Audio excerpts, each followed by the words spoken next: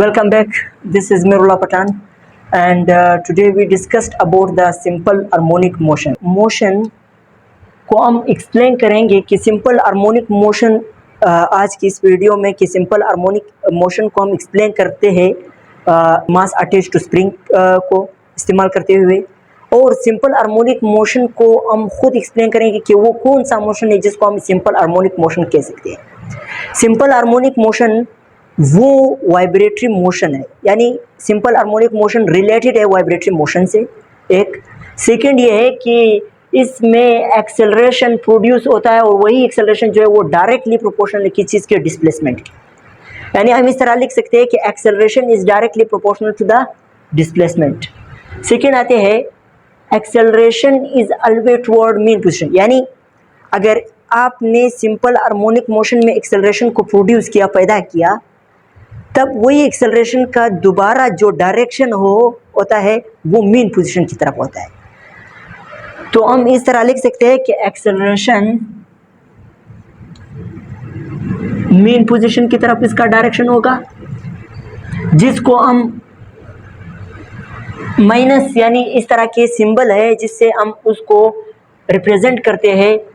तो इसका फार्मूला ये है कि एक्सेलरेशन प्रोपोर्शनल टू डिस्प्लेसमेंट, और इसका जो एक्सेलरेशन का जो डायरेक्शन है वो मीन पोजीशन की तरफ है। तब इसका हम इस तरह लिख सकते हैं कि इसका फार्मूला ये है। आज हम इस फार्मूले को एक्सप्लेन करेंगे और इसका प्रूफ भी देंगे कि इसको किस तरह निकाला। इसका इस्तेमाल हम करेंगे मास अटैच टू स्प्रिंग। तो मास अटैच टू स्प्रिंग का इस्तेमाल हमने किया है। स्प्रिंग को एक सपोर्ट के साथ अटैच करते हैं और वही स्प्रिंग के साथ हम एक मास को अटैच करते हैं। ये क्या है? ये एक मास है, और ये मास स्प्रिंग को हमने एक सॉफ्ट जगह पर रखा है, और इसका जो सपोर्ट है वो एक रिजिड सपोर्ट है। हमने इस मास पे हमने as a external force apply करके इसको पॉइंट मीन पोजीशन से, ये इसका मीन पोजीशन है, मीन पोजीशन से हमने ए पोजीशन तक लाया।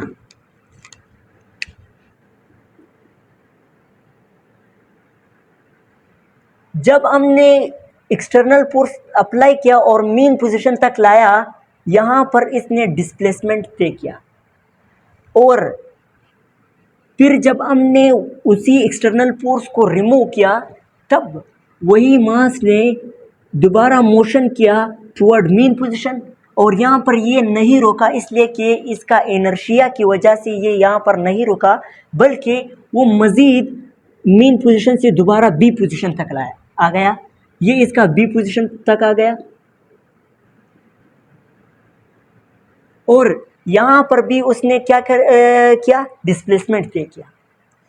आखिर इसमें कौन सा फोर्स है जिसको मास को मीन पोजीशन की तरफ लाते हैं? आज की इस वीडियो में हम टोटली फोकस हमारी उस फोर्स की तरफ होगा जो मास को मीन पोजीशन की तरफ लाते हैं। वो कौन सा फोर्स है? वो फोर्स जो है वो रिस्टोरिंग फोर्स, यहाँ पर स्प्रिंग का खुद अपना रिस्टोरिंग फोर्स मौजूद है, और वही फोर्स जो है ये एक तरह के फोर्स है जो बॉडी को मूव बैक लाते हैं ओरिजिनल पोजीशन की तरफ।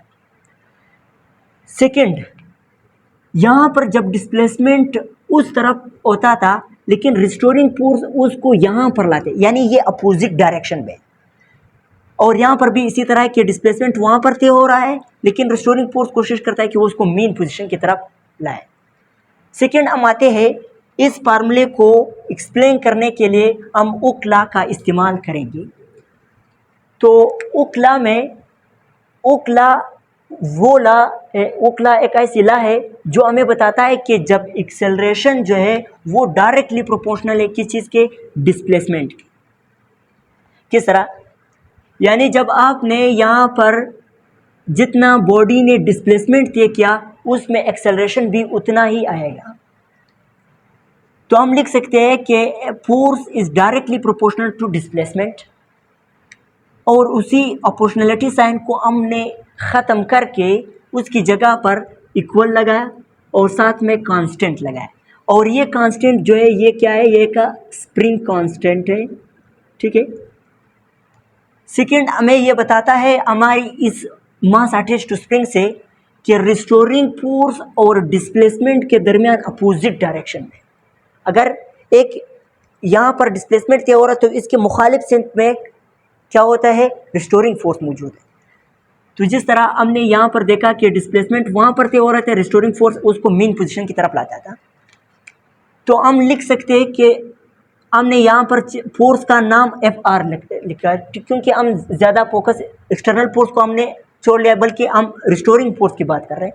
तो restoring force is equal to -KX इसलिए लिखा कि इनका डायरेक्शन क्या है, अपोजिट है। तो ठीक है, साथ में आते हैं इस FR को हम न्यूटन सेकंड लॉ के जरिए से, जिसमें हमने न्यूटन फोर्स सेकंड लॉ में ये बताता है कि फोर्स का इक्वेशन बताता है कि फोर्स जो है वो ma के इक्वल है, यानी mass product of mass and acceleration is equal to force. तो हमने उसी FR की जगह पर ma लिखा, मास एंड एक्सेलरेशन, और -KX वही इक्वेशन हमने यहाँ पर भी लिखा। साथ में यहाँ पर मास मल्टीप्लाई हो रहा था, जब हमने इक्वल की दूसरी तरफ लाया तो यहाँ पर ये डिवाइड हुआ, और यहाँ पर ये K भी कांस्टेंट है और मास भी कांस्टेंट। किस तरह? मास इस तरह कांस्टेंट है कि हमने इन तीनों, जो यहाँ पर जो एक मास दूसरे मास, यहाँ पर मास तब्दील नहीं हुआ, तो हमने K और M की जगह पर कांस्टेंट, दोनों कांस्टेंट और इक्वल को जब आप ख़त्म करके उसकी जगह पर हम अपोर्शनैलिटी का साइन लगाते हैं। अगर आपने अपोर्शनैलिटी का साइन को ख़त्म करना है तो फिर आपने इक्वल और कांस्टेंट लगाना है। ठीक है, ये था, हमने वही फार्मूले को एक्सप्लेन किया और प्रूफ किस चीज़ का इस्तेमाल करते हुए, मास अटैच टू स्प्रिंग का इस्तेमाल करते हुए। और साथ में जब भी एक्सेलरेशन प्रोड्यूस होता है, और एक्सेलरेशन जो है वो क्या, जब डिस्प्लेसमेंट क्या होता है, और डिस्प्लेसमेंट और रिस्टोरिंग फोर्स दोनों आपस में क्या है, अपोजिट डायरेक्शन में। तो आज की ये वीडियो हमने एक्सप्लेन किया कि किस तरह सिंपल हार्मोनिक मोशन या मास अटैच टू स्प्रिंग हम करके सिंपल हार्मोनिक मोशन हम अप्लाई कर सकते हैं। Thank you.